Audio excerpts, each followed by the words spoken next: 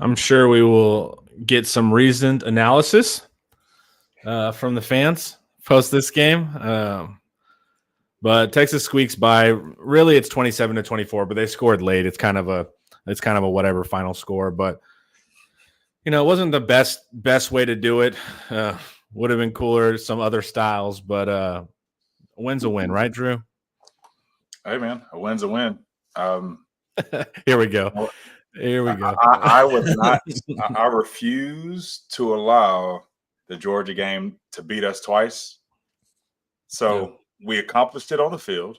We got the W, but I refuse to also allow it to beat up the team or beat up myself about how they looked today twice. I mean, at the end of the day, it wasn't pretty. I mean, there are things we got to clean up, but anytime you can play this bad and still win, I'll take it. And we won it handedly. So I feel good about the win. I feel good about the way it finished because we know what we need to work on to clean it up. So it is what it is. Paul, how you feeling? Good. Got the W.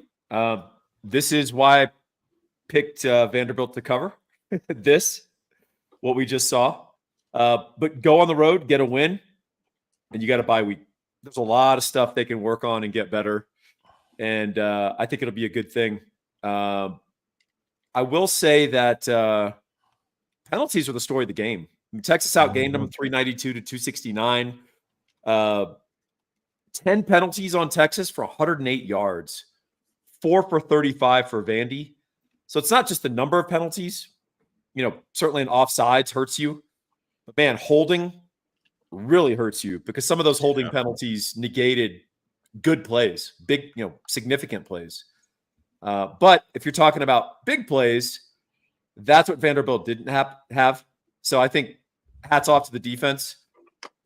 Vanderbilt thrives in ball control. They were 3 of 12 on third down against us. That's very good. Yep. In terms of explosives, the passing game, 17 of 31 for 155 yards, 2 interceptions. We'll take that from our pass defense every week and praise God for that because that's outstanding pass defense. So there's a lot of good things, I think, on defense from this game that you can take. Offensively, a mixed bag, a lot of that because of penalties. Okay, Paul. I'm just going to go ahead and say it because we talked about it before we got on camera, but our offense right now is a liability. I think we all see that. A liability to itself on key downs. You make a big play, there's a penalty. On first downs, you get a penalty for unforced errors or penalties because you're snapping the ball or snapping fractions, and then you're turning over the ball. I mean, Quinn was as efficient as ever, but even still, they had the turnovers, and you can't keep putting your defense in that spot. And while this seems correctable, this seems like something we should be able to coach out of them. And maybe every season has their swings where you just go through a period of you're just not sharp. Sark always says you get what you emphasize. Well, this is something we got to figure out in the offseason. I mean, in the bye week that's coming up. The defense has consistently shown up and made plays and done what they need to do, even when they have short fields. Pavia made a great play on that first touchdown. That, goodness, I think that actually woke everyone up and realized, okay, this guy can go. So let's lock in. And I think after that first touchdown run he had, everyone else just kind of locked in on D. But we can't keep putting our defense in this position. Everybody knows that. It's obvious. But I think this is something that, we'll get addressed. Yeah, on that first Pavia touchdown for the scramble, we had him where we wanted him in terms of down and distance. He's scrambling to his right, and Jalen Gilbo took a leisurely I'm chasing the quarterback angle, and Diego Pavia said, I'm going to just accelerate down the sideline and stretch out and touch the pylon. And I think Gilbo was kind of shocked. Yeah. I think it was sort of a play speed wake up for everybody. And then, Trey Moore, a guy who's gotten a lot of grief. Best game as a Longhorn and just had impacts all over the game. Of course, I left my notes upstairs, but I mean, I had him for multiple pressures. A Johnny on the spot recovered fumble. He played a shuttle pass just beautifully. Like they lured him in, and he kind of felt it, and then he just played it like he was playing defense. Like when Manu Ginobili hit that bat in the Spurs, remember that? When the bat flew by him. You guys ever seen that? Yeah. Yeah, Manu Ginobili just put his hand out and hit the bat and killed it. Yep. That's what Trey Moore did on that play. So fantastic game from Trey Moore. Just absolutely great game from that guy. I feel everyone on these Honda Civics and getting rid of the Lambos, but did anybody else notice? I don't always look for specific players. I like to see who just jumps out. Jelani McDonald. I mean, some good open field tackles. Yes. When you get that number of snaps, we hadn't got a chance to see him just get that volume. The guy can make plays in open space. He's where he needs to be. He finishes strong. Man, just we just keep. I mean, we have a solid group back there, and of course, Michael Taft just shows up and does what he does every game. Just he's always around the ball, always around the rim, and I think that position in and of itself today kept us out of a lot of trouble. Our corners were making some plays too, man. The whole secondary I've been super impressed with. Yeah, I thought Jelani led us in tackles, but I guess Anthony Hill had a better second half. Anthony was really quiet in that first half and a little hesitant. The option was kind of making him hesitant, and then he really played a lot more freely that second half. I thought we did a good job against the option. Yep, we did. Yep. Yeah, we do what we need to do. Collins, 6 tackles. Another TFL. He had a great game against Georgia as well. Yep. Lole, another good game. They've really kind of edged out Broughton. Broughton's had a slow couple of weeks consecutively, and I guess he's going to be out now for targeting. Is that the case? Yeah. What are y'all's thoughts on the Manny DPI? Refs wanted that Cinderella story to continue. Offense got work to do in the bye. Hook 'em. I thought it was DPI. There are some worse calls today. It's just hard when both guys engage, and then you kind of get the last guy to get handsy gets the call. I mean, Drew's right. I've seen worse. If Manny was more active in trying to locate the ball, I would just argue that that's two guys playing offense and defense and let it go. But Manny was just playing his hands at that point. Yeah. He was like, if that ball ends up in the guy's hands, I'm going to knock him out. That was his play, right? Yeah. In an ideal world, you want to get your eyes back. That's the only way to prevent that situation. Once you play his hands and you don't get your eyes back, it comes down to timing and the refs, and it's out of your control. So that's on Manny. Cool. We got a bunch of comments. Everybody feels strongly about this game, so I'm trying to go through it and kind of keep it to where we're not bouncing around just like from player to player. But I thought defense was really solid.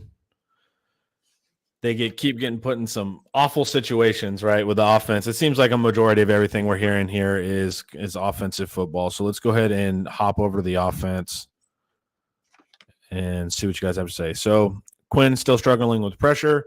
I noticed they were sending they sent a corner blitz, which was made sense because Georgia did that. So they're seeing something on tape, and then they sent that nickel a couple of times. We also burnt that corner blitz. The DeAndre Moore. Yep, and that's where he got the post wheel. Yeah, that was on the corner blitz. So that was a good counter to it. That's a little bit live by the sword, die by the sword. That call, right? It is. Yeah, it's so timing. You're going to look like an idiot or a genius. But I have noticed they're sending a lot of like the apex defender. They're sending him often. So I'm wondering what it is with our pass protection, or they just don't trust Quinn to handle it well. And every time they pretty much did send it, besides the corner, when they sent the nickel, Quinn did kind of get shaky and not complete. So I need to go watch that several times again. I was watching that all through Georgia. There's something there that we're doing incorrectly. And teams are picking out with Quinn. So I agree that he was still struggling under pressure.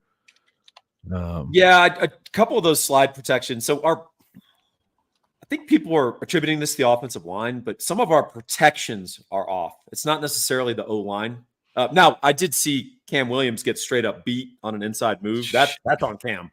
Yep. But the slide protection that the guy ran by Hayden Conner believed in his heart that Jaden Blue had that guy. Yeah. And Jaden Blue did not have that guy in his mind. So I don't know who was right or wrong, but Conner doesn't typically bust. So I don't know what happened on that one, but we were kind of talking about this, and I've talked about it before, but Ewers is not robust in the pocket. He feels a little small, right? Like he wilts. And doesn't have command at all. Yeah, and some guys, I'm not asking him to be Cam Newton and stand there with 3 dudes draped on him and still like throw the ball or Ben Roethlisberger, but you can have a little bit of movement and a little bit more command. I kind of feel like if a hand gets on him, he's going down. He's not going to spin out of it. He's not going to work off of it. So, that's part of it. That's part of the issues. But, we've got to obviously get him to move a little better, and we got to protect him. And then we got stuff like Cam Williams that was just egregious. You can't lose on an inside move like that. That's not on Quinn. Yeah, but also Cam, come back because we need you. Arch needs.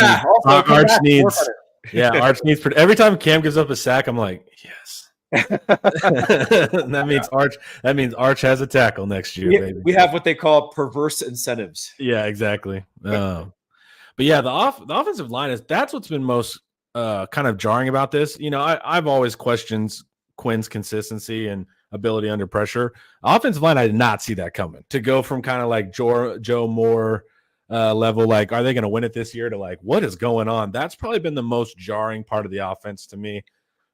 Is actually the offensive line, and we've never been that good at run blocking, so that doesn't like shock me. But the amount of sacks given up, even if we take away Quinn holding the ball too long, still giving up that many sacks is not what I would have thought of this line. I just think everything's connected.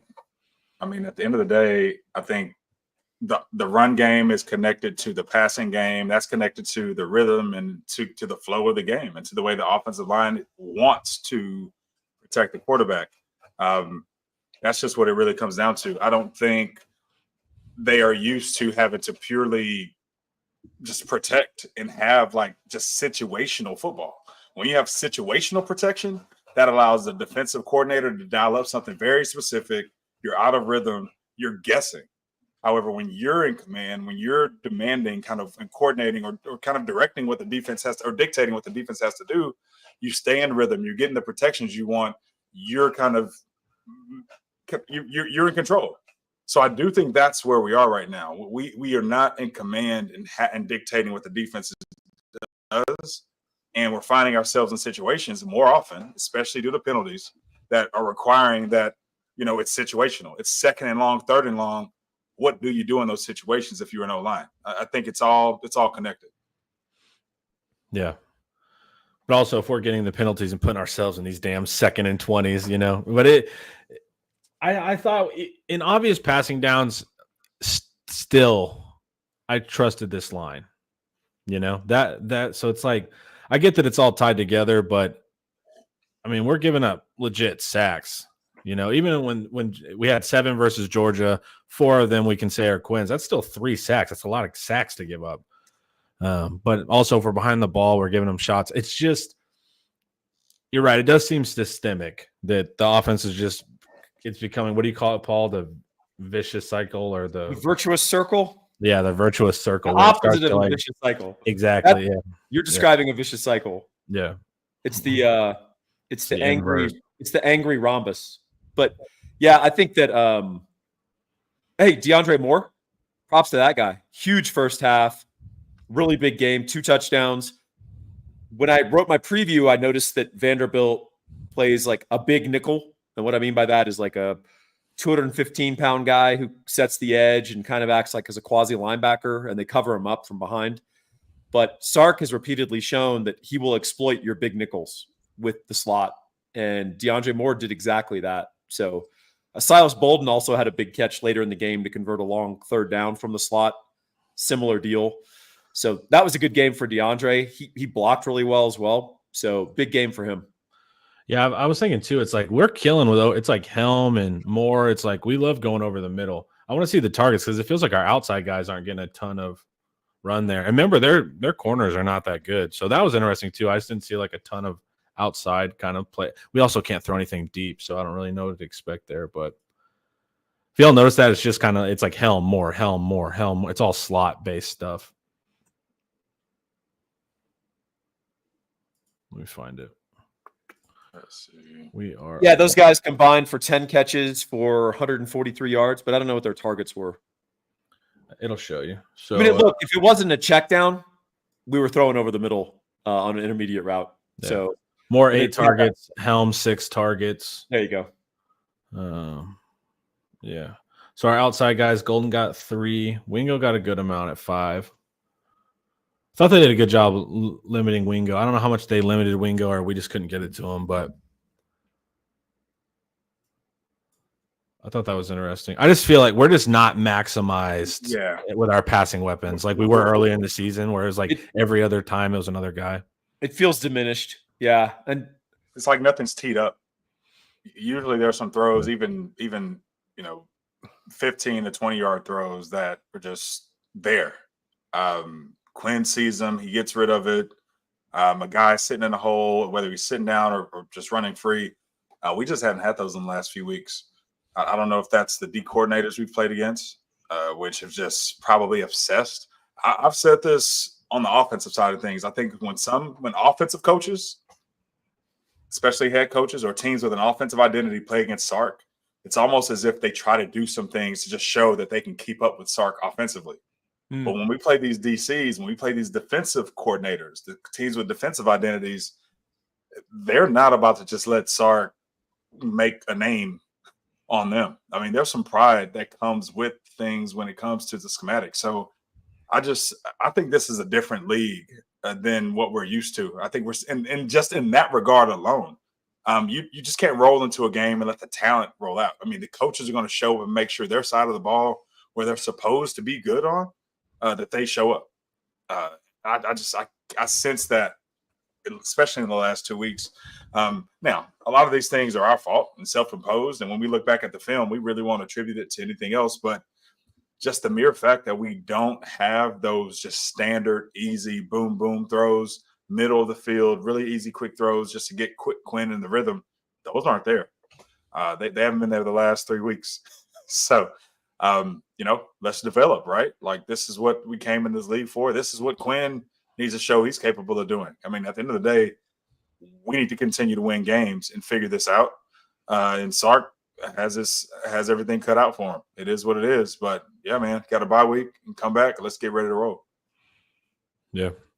All right. Before we chat a little bit more, let's hear a word from our sponsor. I'm just going to say, guys, you probably need a fiduciary financial advisor. And I've got the guy for you. His name is David McClellan with Forum Financial. He works broadly and deeply with his clients as a financial life coach. And he should know something about coaching because he won several national championships as a swimmer for the University of Texas.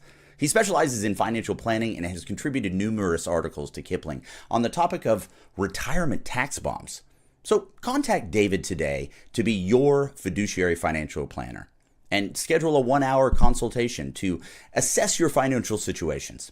The free consultation is available, so just give him a call. The number is 312-933-8823. That's 312-933-8823. His email is also in the description below.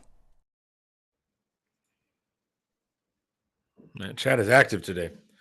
All right, let's pull through this. So there's also this kind of weird thing with like Sark's offense. And if we looked over the first 3 years, it's the same thing. And I don't know if this is Sark's offense or Quinn, but like the offense can go from hot to cold remarkably fast. And that's something too that I've just over 4 years. Remember, it used to be we were giving up leads. That was the problem. We'd always start fast. And then now we're not even really starting that fast generally, but it's like,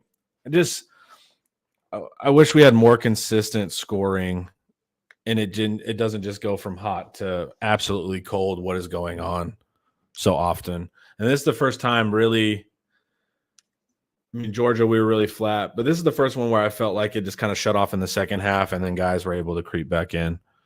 I've felt like all we've ever needed was a run game. And today we got a run game. I feel like we were flowing today with the run game. It was really the turnovers and situational football that turnovers, penalties, and situational football. The situational downs on offense where they teed something up and Quinn just had to sit down because he knew it was going to be a sack. We actually ran the ball well.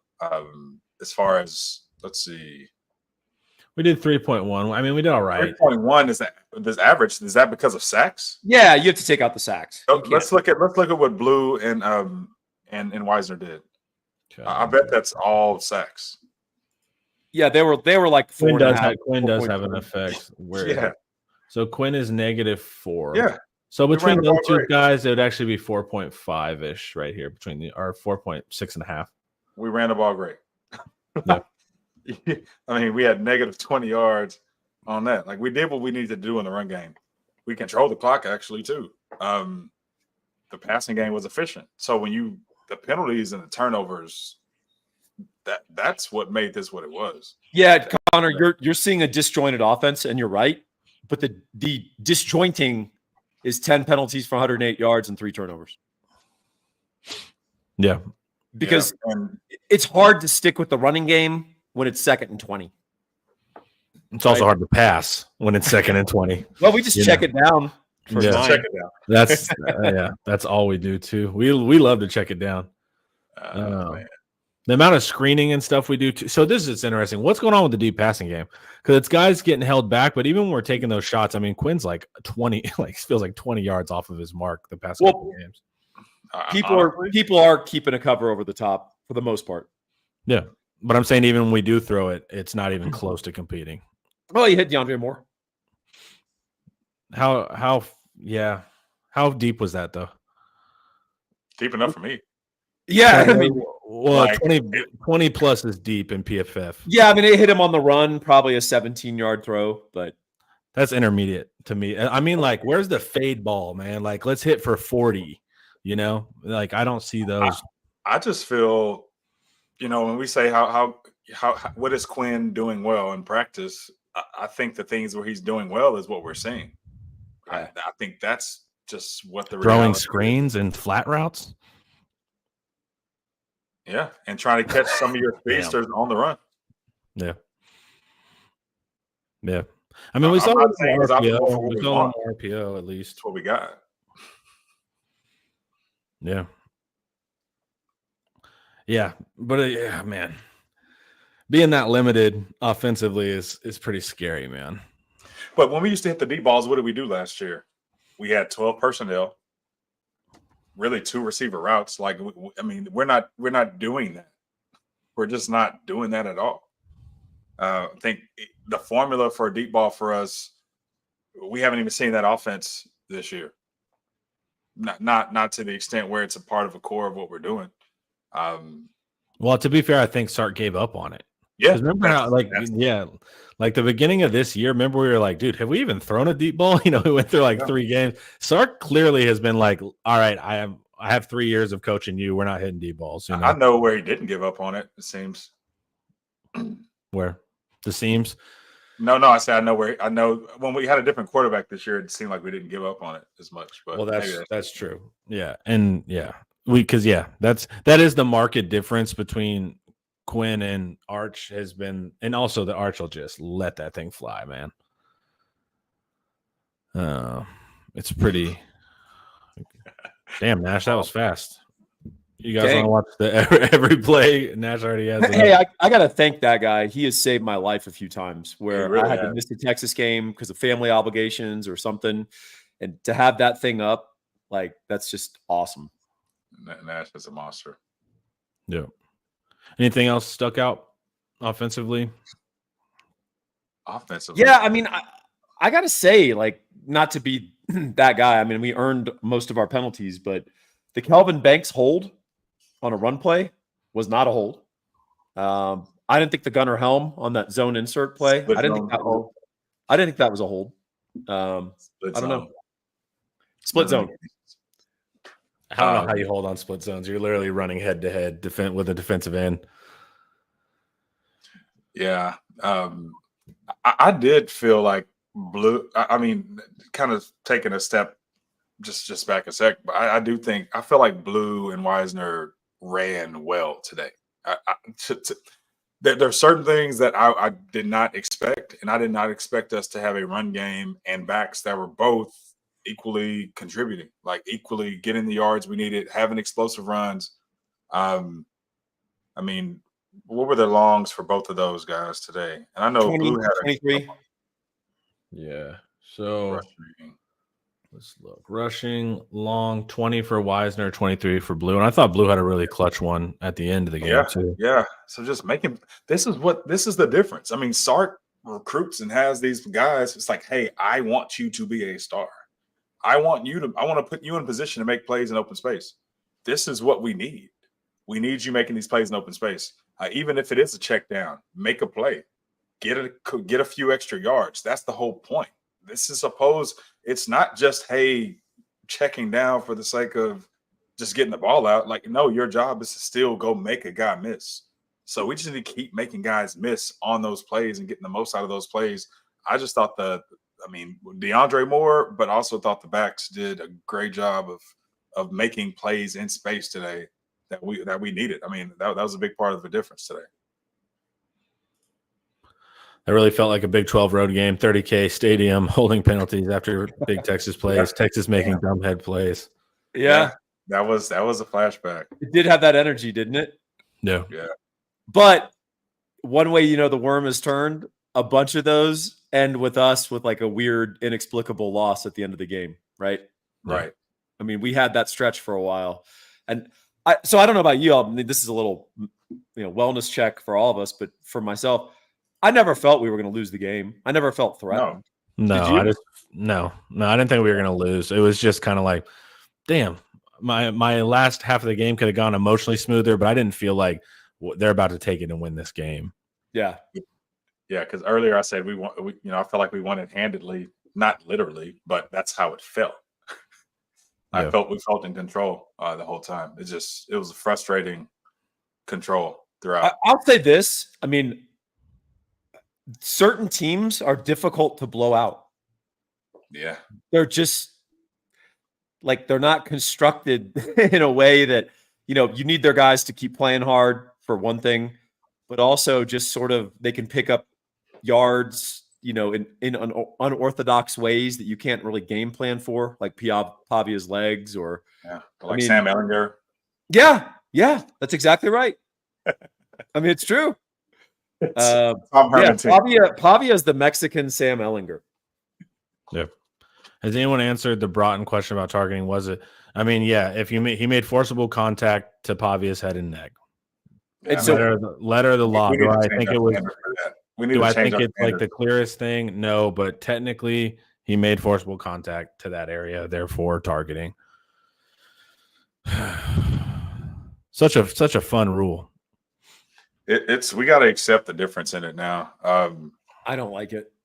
I don't like it, but we used to have so I believe you should penalize people for just leading with the crown of their helmet and just jacking. I mean, that's BS, right? But we used to have a penalty called spearing. Yeah. Remember? Yeah. And you could get ejected for it. Yeah. But I don't know. I just don't like, because now targeting is inadvertent. I think that's the part. I think that's what happens. It's just like, it's a football play and it's inadvertent. Sometimes you're just like, really? Yeah. We're not there are more violent plays in the game than what Vernon Broughton did. Yes. They're not on camera, right? And they're not on camera. Right. Yeah. More likely to injure you than what Broughton did off camera. Yeah. So I was preparing for our little chat here. I missed the Kobe Black pick six. What happened? Was it an errant throw? Pavia got pressure. I guess it was errant enough. But did he get okay? Yeah, it was errant. I mean, he was there to make the play and he took it back. I mean, what did we get? I missed the flag because we were talking on that. I didn't see why it got called back. I just saw it got called back. That was the Broughton play. That was the Broughton. That was the targeting play? Yeah, that was the targeting. Tell you what, Kobe Black played well. Yeah, he did. He was great on that one slant on a 3rd and long. Mm-hmm. Very physical. Barron had a good one too. Yeah, Kobe Black is a huge corner. If he can stay there, that's going to be wild. Like, that dude's big. Yeah. Yeah, to keep him from bumping over to safety size is going to be like the game of the coaches, because he's a big player. Big kid. I don't know. When I look at the difference between them, though, and I haven't seen him enough yet, but Jelani McDonald, it seems more quick twitch than Kobe right now. Yes. And it's just, when you talk about him going to safety, it's like, do I want to see him in space, or would I rather him be on an island where at least he knows what he's doing and who he's responsible for? I'm not sure I want to see him at safety right now. Well, that's such a good point about Jelani. When you see him move, you assume he's like 190. Yeah. Yeah. And he wears his weight well. Like, he's not all muscled up. He still looks like, but he's just big. And he moved like in a deceptive way. I was very impressed by that guy. Like, supporting the run in the open field from depth is one of the hardest things to do in football. And Drew, you're a guy who had to do that. And it's not easy. And Deshaun Elliott still has an NFL career because he's so good at it. And, they're like, we'll line you up deep. And so they won't have an advantage on you as a coverage guy. And we know you can fill from 18 yards away. Like, it's crazy. It's a crazy skill. Yeah. But yeah, that's where I'm not sure Kobe Black yet is at least I haven't seen him show that I trusted in open space. But if he can keep just finding himself and developing as a corner, it'd be a big corner. We need.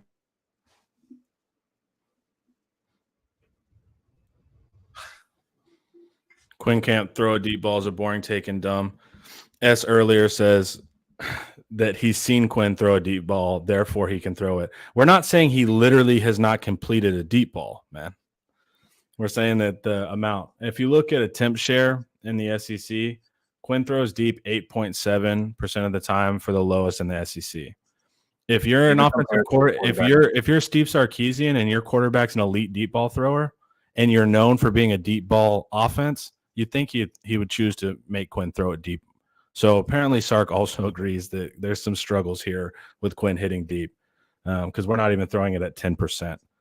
And if you look historically, he's one of the worst deep ball throwers in the Big 12 the past 2 years. So for whatever it was, we thought it was worthy, maybe ball tracking. Remember all that? Well, why can't they complete deep? The reality is Quinn's not a great deep ball thrower. He's just not. Yep.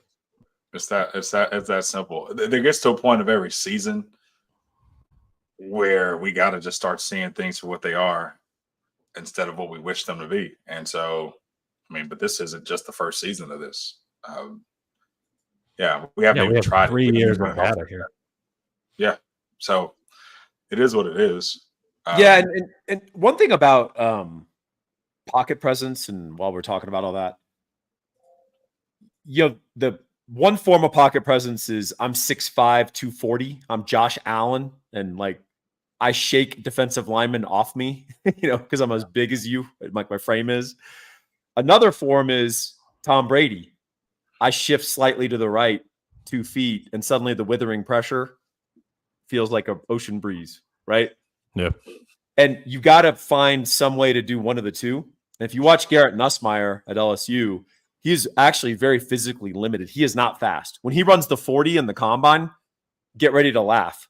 But he's actually really good in the pocket. And he kind of negotiates around in there, and he has a good O-line, but he helps them quite a bit. And he dispels pressure just by his movement and his awareness of they're coming from here. Before the snap, I saw this guy's in a 5 technique and they're running a twist. So I know that my out is right here. So I'm going to shuffle 2 feet right and throw the ball. And it really helps relieve it's a release valve on your offensive line. So everything's not on them to be perfect every play. I think the awareness, like you said, is the key word there, because Brady knows where the pressures are coming from, where they're blitzing from, all that kind of stuff. He knows exactly where to move. And we just don't have that for whatever reason. And teams are picking up on that. They're sending a lot of edge pressure after us now. And they're making sure that they're checking into 5. The offensive line is playing man, five guys. And then they're purposely trying to send that guy to make Quinn have to deal with them. It's interesting. I'm going to study that. I'll probably do something on that here in this upcoming week. All right. Everyone's talking LSU A&M. I do not have it up, unfortunately. No, I have it up, and it's going as I expected so far. We'll see. Look like? I'm about to pull it up sneakily, and the audio is going to go crazy. What's the score? Is there a score update? 10-0 LSU. LSU is the most consistent team in the SEC. Like, and they get better every week. I feel like they've shown up as the most, both throwing the ball, running the ball, kind of getting their way, and then they've continued to get better as a defense. We can't even say that about Georgia right now. We don't know what Georgia team we're going to see next time they're on the field. We just know they had to show up versus us. Yeah, that LSU defense improving is just pure coaching because they're not super talented. They're just playing much better together. And you know what? Ian Boyd got some grief last year from a bunch of people saying Harold Perkins holds back their defense. Harold Perkins was holding back their defense. That is weird. He doesn't fit their scheme, and they're having to make concessions to get this elite athlete out there. But when you try to play him like doing the things he does best, people just line up a tight end on him and run the ball right at him. And then when you try to move him somewhere else and say, "Oh, let's put him at Mike and use that athleticism," he doesn't see it. And they have gotten better since his injury. It's a weird thing to think because that guy's a freak of an athlete. Greg, I've heard this. I haven't paid attention to like how the standings work and if who beats who. How does it work? I don't know how it works. We don't need A&M to win tonight. We just need if to we win out, we're just fine. But we just need to win out, people. Like, don't worry about it. We're going to play A&M. Well, the concern is that LSU will win out as well, and then LSU and Georgia would play in the SEC title game. If that happens, go have it. Then guess what? We're the 5 seed. All good. I'm good with that. But whoever loses the SEC championship, they're going to give them the 5. I don't think so. I don't know if that's true. You think they're going to drop You think they're going to drop the second person below the non? It's possible because I think that championship game will not be competitive. I think it's in your interest if you start losing that game early to play for the playoffs and think about that. So we'll see. Either way, we got to win out. Yeah, just win out. And like we control our destiny to the extent that we do. And if we win out, I actually think we have a great chance at the 5 seed. But if we don't get the 5 seed, we'll be the 6 seed. Whatever. We'll play, Penn State, and then we get to play the Big 12 champion. Great. That'll work. That'll be cool. Well, you want to let the people know about Gabe Winslow? Yeah, I'll tell the people about Gabe Winslow. You guys are disappointed about this score because Texas won narrowly. But here's the way you can score in your financial life with your mortgage. Call this number, 832-557-1095. Gabe Winslow is a diehard Longhorn graduate, has a law degree, over 20 years in the industry, former National Merit Scholar. This guy, he's overqualified for doing loans. Put that to use. Oh, Connor did the head tap showing brains. Very good. Connor watches wrestling. He knows how to support a promo. That's good. Hey, seriously, give Gabe a call. He's got an endless list of Longhorns from the show, from my podcast that have called him, and they are delighted with his service. Read his Google reviews. It's like 185-star reviews with like paragraphs written about the amazing problem solving he did to get them in their dream house. Give him a call. Find out why he's our friend. 832-557-1095. Gabe's the man.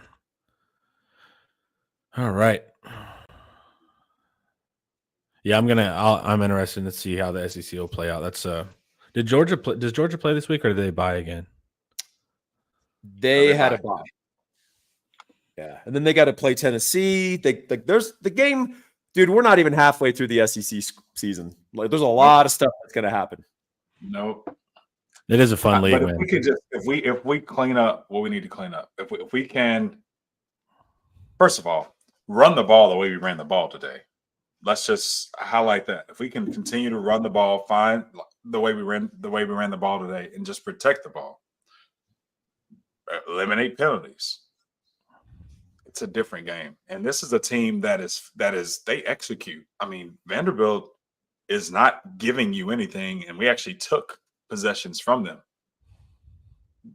I mean, today worked in our favor in some ways to kind of offset a really bad offensive performance when it just comes to putting yourself in bad situations. But this will be interesting, Drew, from a defensive player, because y'all's penalties are a little different. Y'all's are kind of like reacting. I mean, you guys can jump, but it's more of like reacting, get a face mask or something. But as far as like, what do they do when you guys on the offensive side, if you ever peeped over, when they're getting all these procedural stuff, that's not in the heat of the moment, how do you limit that? Because you would think they would have tried to limit it after game 1, 2, 3, 4, blah, blah, blah. So it's like, what's going on with that?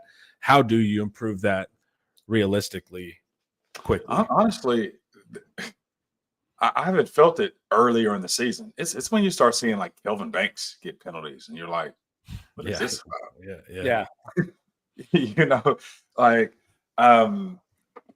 I mean, I can't help but think, I told you earlier, I think we've been protected because we've been in command.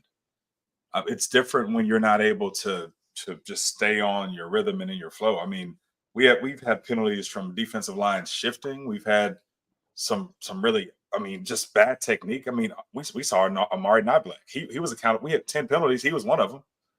We hadn't seen him all year. Gunnar Helm, you take out 2 of those penalties plus the holdings and when you start stacking those up, it feels procedural, but you just got to get into a rhythm. When you know where when you know who you're blocking, when you're just really intentional, when you have conviction on what your assignments are, you're not doing that. I think we're not sure, to be honest with you. It's one thing if you're in a loud environment and it's loud and you're nervous. It's like we had a home crowd. And that's to a certain extent today. I heard Pavia on the field. I heard their offense on the field late in the game. I was like, wait, is that a roar? I kind of hear a little bit. Like, is that, for what Vanderbilt can offer? Like, it didn't sound like there was anything overwhelming. Like, when it really comes down to is we have to be convicted about our assignments and be in position fundamentally to execute those assignments. That's where holds come from. That's where those things come from. It has nothing to do with the environment or anything else. I just feel like we've been out of rhythm for whatever reason, and they need to really figure that out. Did you get held more on outside zone and stuff did you get held more as a defensive player on the more lateral runs because of their nature? Is there anything to that? That's the easiest way to even, you want to get a penalty. You want to be in a position to either shed the blocker or get a penalty called. It doesn't always happen. You can throw your arms up easier on the lateral stuff. But you need to make sure you forcibly separate yourself and put yourself in position to where it looks, you have to sell it after you actually do the work. You can't just sell it without doing the work. You have to forcibly get the offensive player off of you before to really show that you're trying to do your job, because you're allowed to get them off of you. So if they hold on after that. But it does happen on the wide zones. It's hard to address when you're coming downhill. That's the toughest thing because you're hitting gaps. Right, it's vertical. How you gonna? Yeah. But when you're trying to shed a block, and it's usually when you're working laterally, it stands out more than anything else. That's where Niblack got caught. I don't know how Gunnar Helm got caught, but there's just some odd plays where we just keep finding ourselves in these positions. But I think too, we're not running the ball between the tackles. I was gonna say we're primarily running outside zones. So we're gonna get holds. So it's just these teams know we're running it.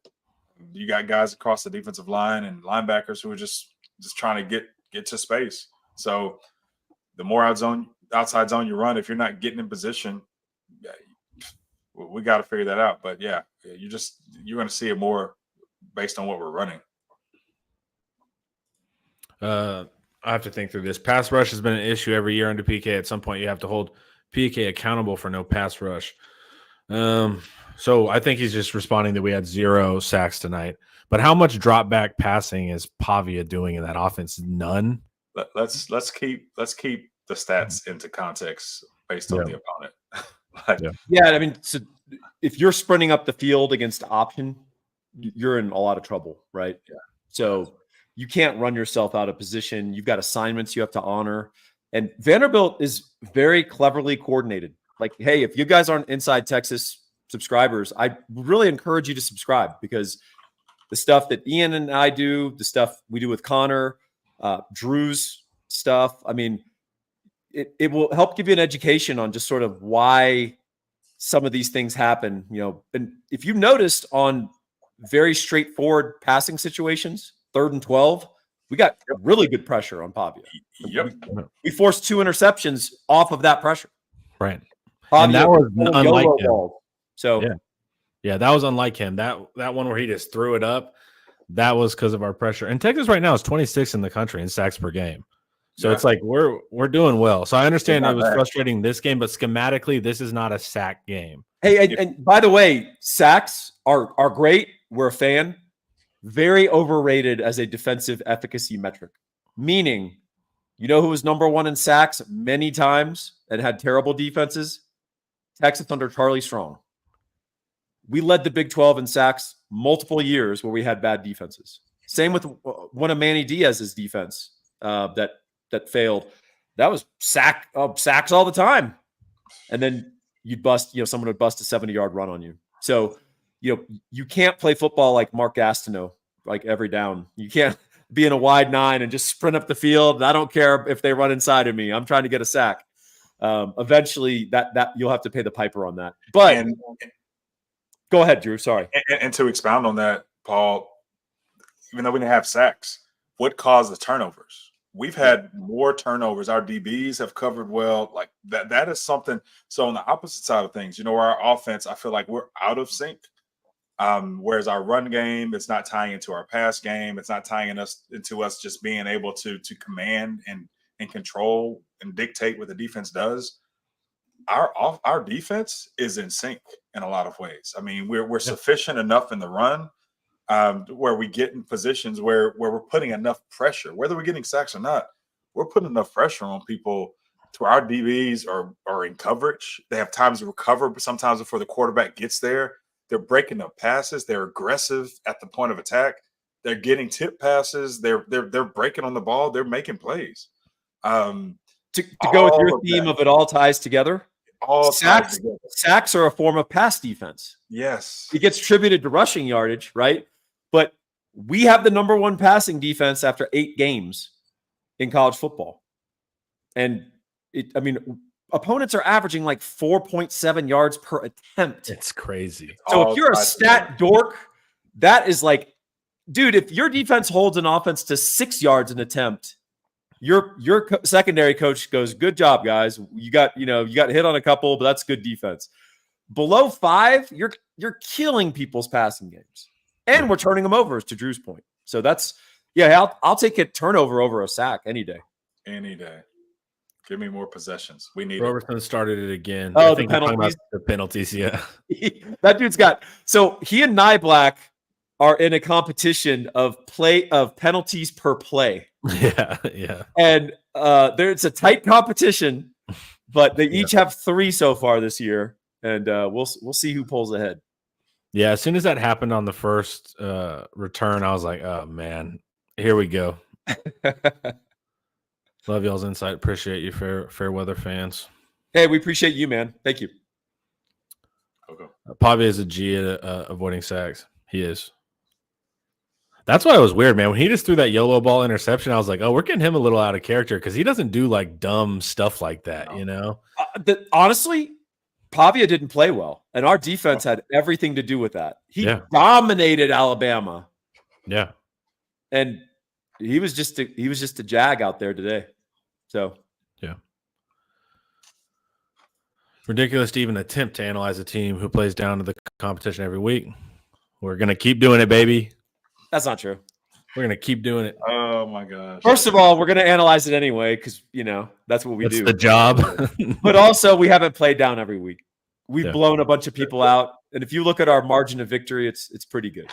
I think people – and this is where I think as a player, when you're a young player, there's ignorance. Like when you're a freshman and a sophomore, you're still locked into your jersey. You just think merely wearing burnt orange, having a Texas across your jersey, we're better. Awesome. We're going to show up. We're going to win, right? It's until you start watching film and you really get into what it takes to win. It's not even just the preparation for games. It's all of the things that come into it.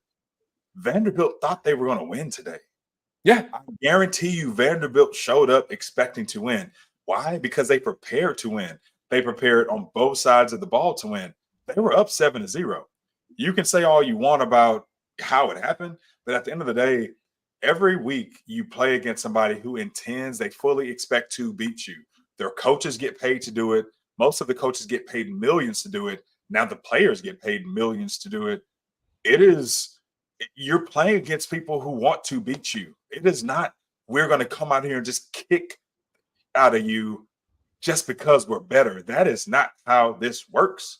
And if that is the energy you have as it comes to this game, even playing against Vanderbilt on the road, this Vanderbilt, we said all these years, hey, that wasn't the same Bama team last year. This wasn't the same Vandy team this year. Like, let's be 25. real about who we're playing against here. No. You'll learn really quick, and I think this league is going to get people up to speed really quick. There are no blowouts if you don't earn them. Like, you have to go earn it. You just can't turn over the ball and have 10 penalties and go blow out Vanderbilt. It's just not going to happen. But it also comes down to respecting the opponent. Like, Pavia did not have a good game because we respected Pavia. We planned and prepared to beat him and take away his weaknesses and put pressure. Like, that is why we won this game. That is why our defense played well enough, is because we respected Pavia. If our defense showed up with the same energy just generally towards Vanderbilt that seems like we should blow them out, they would have lost.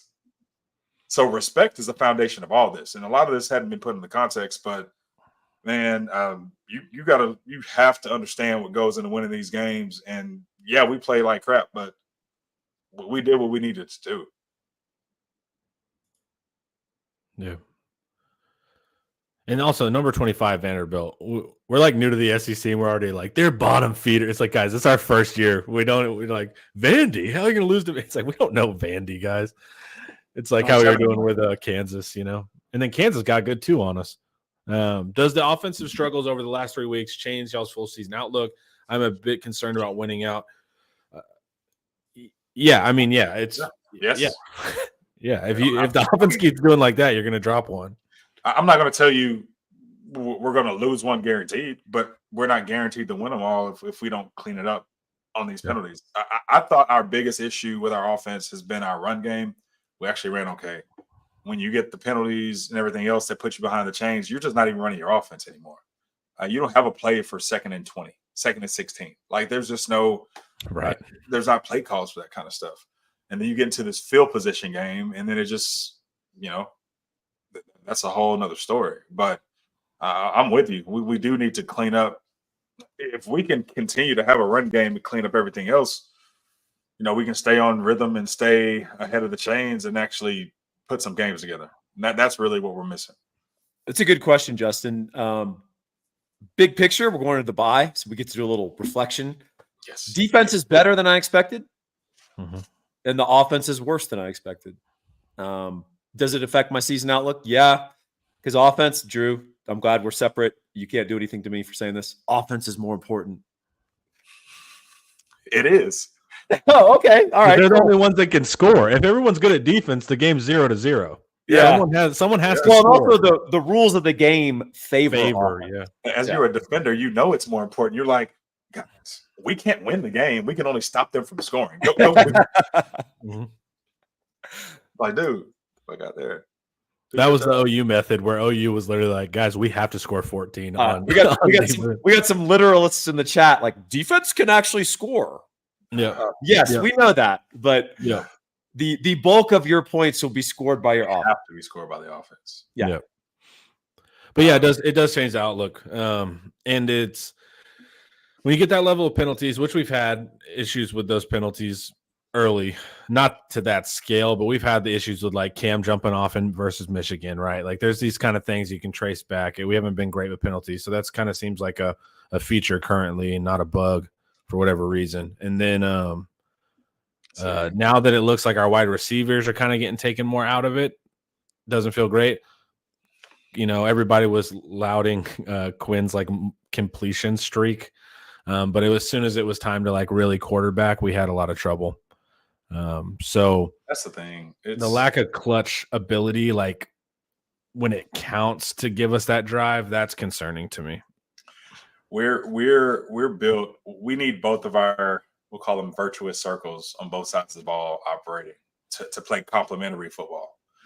Because we know when we run the ball well, we throw the ball well. We move the ball, we get in the rhythm, we scoring points, we get ahead. Our defense playing well, we tighten our reins, and everything kind of cycles, and we're just expanding a lead as the game goes on, as opposed to reaching and climbing to kind of stay ahead. Well, and not to cut to the chase on this, but what have we done all year on defense, and what have we done particularly the last 2 weeks? Prevented explosive plays from the opposing offense and turned the ball over. In modern defense, like that's the whole test.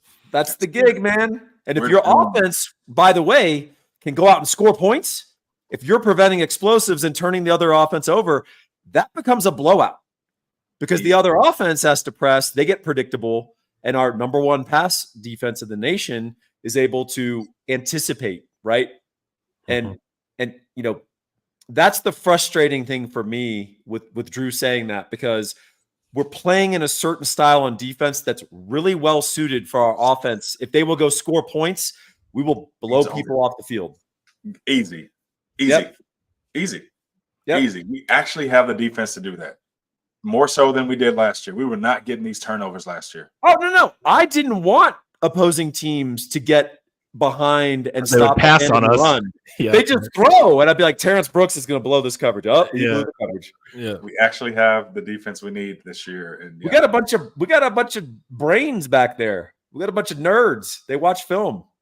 Yeah, we do. That's the thing. We have athletes, NFL athletes, but smart players too, man. Yeah. If you combine those two things, oof. We got to figure this out. We got to figure this out. We can't waste this defense. Last year, everyone thought last year's defense was the defense. This is the defense we can't waste. Yeah. Amen. Yeah, but I don't.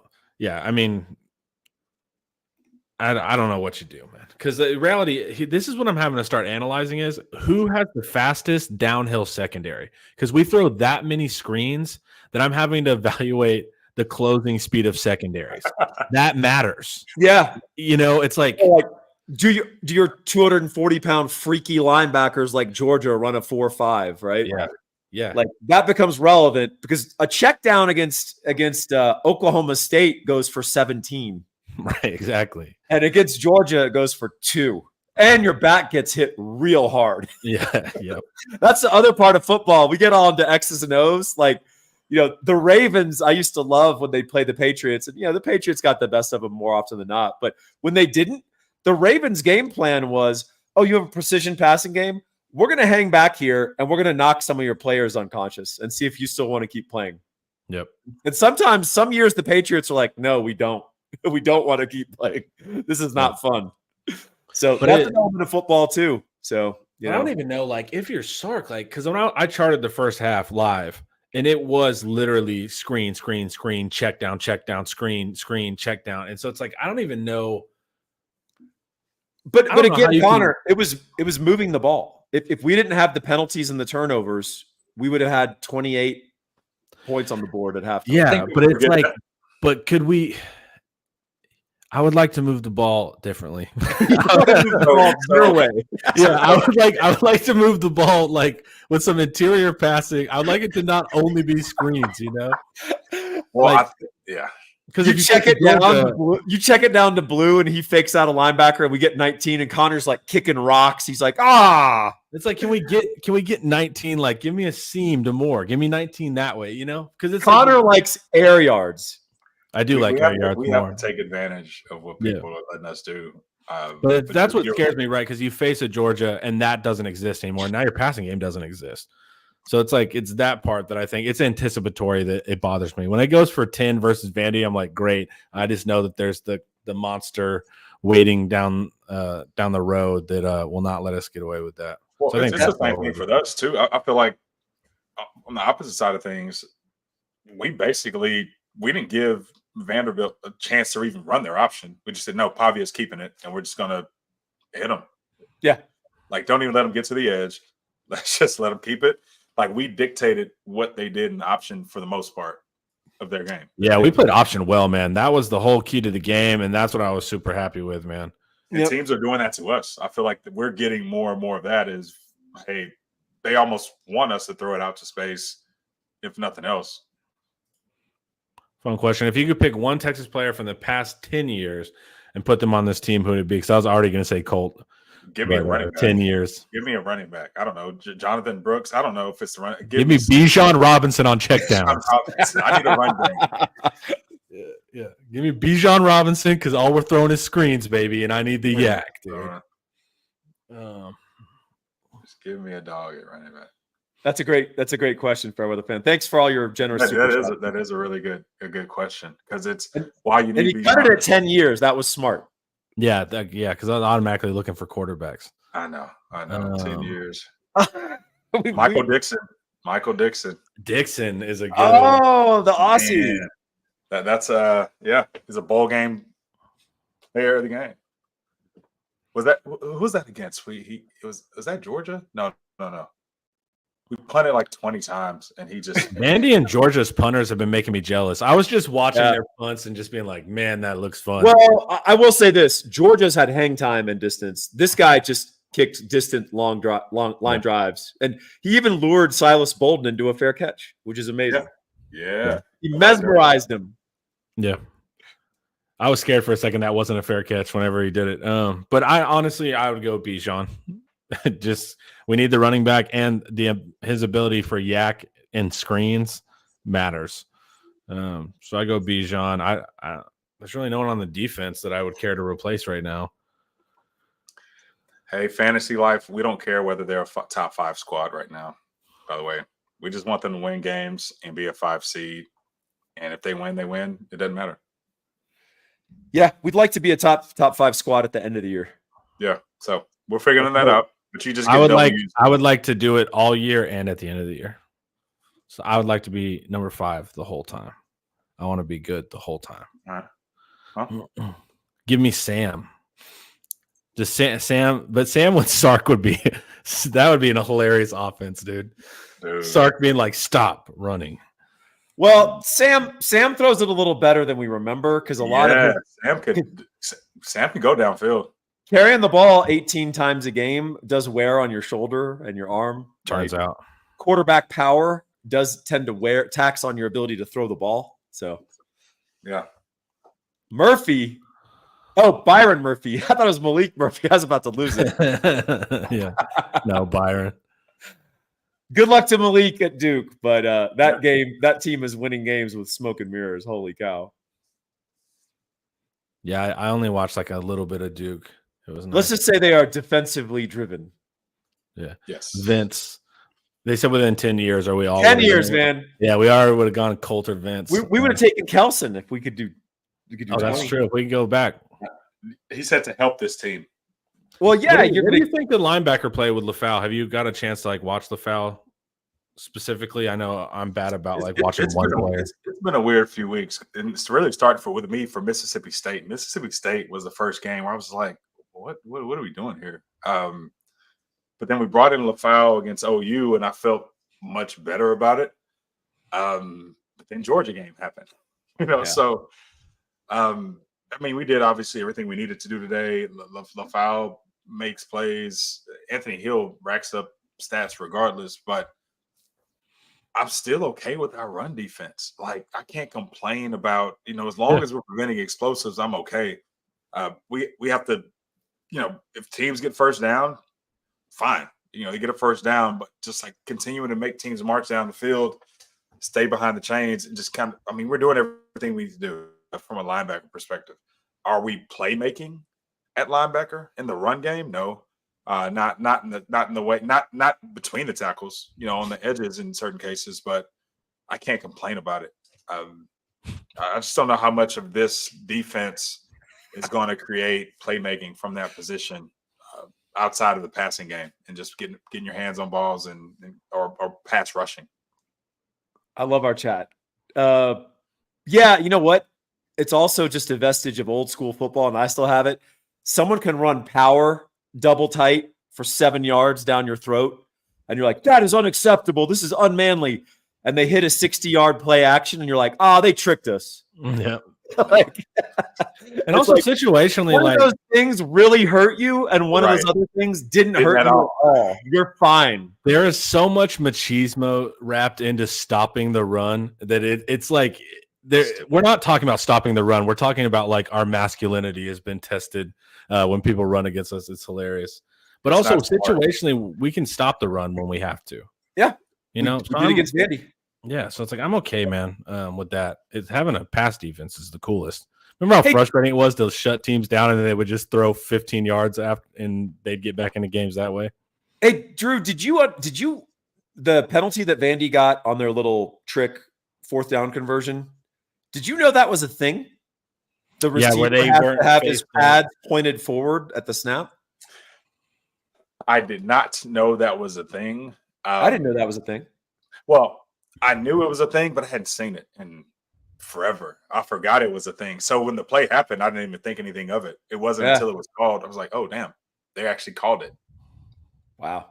I mean, I'm fine with it. Like, it's clearly illegal when you got like an H-back doing it, like with clear motion, but to just be the wide receiver doing a play and your feet are firmly planted in the ground. And you're like, acting like that's the part where I was like, that's ticky-tack. So that was the difference. I Yeah. think that was the difference there. Because I feel like we've seen it, but they don't call it just in a literal sense. But in that case, they did.